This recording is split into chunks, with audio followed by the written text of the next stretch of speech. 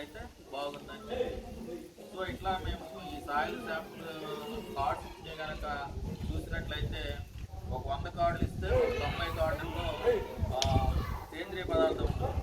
ఇక్కడ కూడా చూద్దాం, ఇది సేంద్రీకరణమైనటువంటిది రెడ్ మార్క్. చాలామందికి ఎక్కడ చూసినా సేంద్రీకరణమైనటువంటిది తక్కువ ఉంది. అంటే పశువుల ఎరువు ఎకరానికి కనుక ఒక ట్రాక్టర్ పశువుల ఎరువు వేసుకున్నా, లేకపోతే పచ్చి రొట్టె ఎరువులు చేసి ఇన్కార్పొరేట్ 45 రోజుని రోటవేటర్ తోటి ఇన్కార్పొరేట్ చేసుకున్నా చాలా లాభం ఉంటుంది అన్నమాట.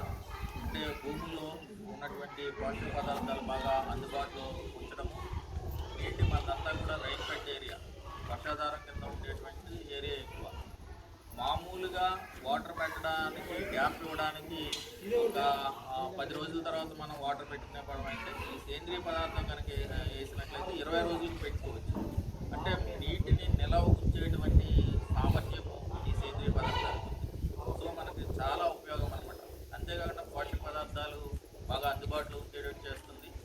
అట్లాగే వేరు వ్యవస్థకి గాలి వెలుతురు వెళ్ళేటట్టు చేస్తుంది. ఆ విధంగా చేయడం వల్ల ఏంటంటే పురుగులు తెగుళ్ళు కూడా తక్కువగా వస్తాయి. సో అందరి రైతు సోదరులకి నా విజ్ఞప్తి ఏంటంటే, గ్రీన్ కలర్లో ఉన్నప్పటికీ అది వేసుకోవడం వల్ల నష్టమేమీ లేదు.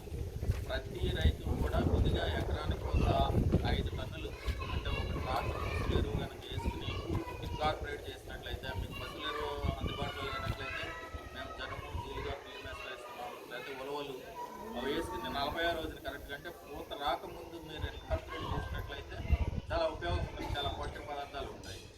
సో ఇది నేను ఇచ్చేటువంటి మొట్టమొదటి సలహా ఏంటంటే సేంద్రియ పదార్థం వేయడము, ఈ సాయిల్ శాంపుల్ చేసుకుని దీన్ని ఆధారంగా చేయడం. ఇందులో 2 కాంబినేషన్స్ ఇస్తారు. మీరు ఏ పంట వేస్తామన్నది రాసుకుని 2 కాంబినేషన్స్ అంటే డిఏపి, పొటాషు, సూపర్ కాంబినేషన్ తోటి ఒకటి, అది మీకు కుదరని డిఏపి, పొటాషు, యూరియా కాంబినేషన్ తోటి ఒకటి, అది మీకు కుదరని పక్షంలో single super phosphate, urea, potash combination తోటి, ఆ కాంబినేషన్ కాదు ఈ కాంబినేషన్ తోటి ఏదో కాంబినేషన్లో మీరు వేసుకోవచ్చు. దీని ప్రకారం చూసినట్లయితే మీరు వేయాల్సినటువంటి ఎరువులు చాలా తక్కువ ఉంటాయి. ఇక్కడ కనుక చూసినట్లయితే చూడండి, ఈ పశువుల ఎరువు హెక్టార్కి 3 టన్నులు.